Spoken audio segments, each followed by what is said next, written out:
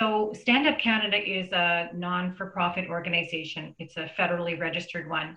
And our mandate is to educate Canadians to know how their rights are being violated under the COVID measures and how they can use the law to defend those rights.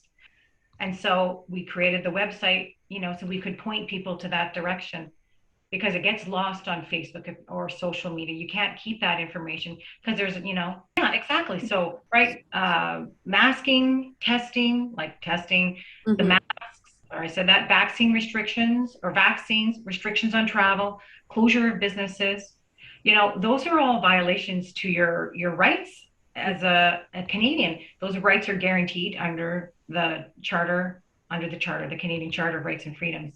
With respect to medical treatment, most people don't realize that masks, testing, even hand sanitizer, vaccines, they're all medical treatments and they require your consent. Being legal and lawful, as we're finding out now.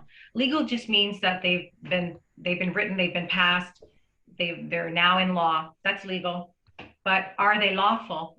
I would argue that they're not lawful if they're violating your rights, which have already been established in Canada.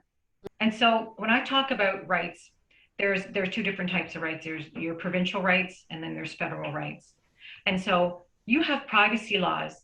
Actually, most people don't know, but your medical information is protected by provincial privacy laws.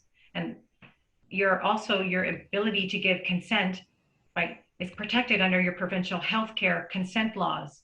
Hmm. And so we'll talk about informed consent a little bit later. And then we have federal laws that protect your fundamental rights and freedom in Canada.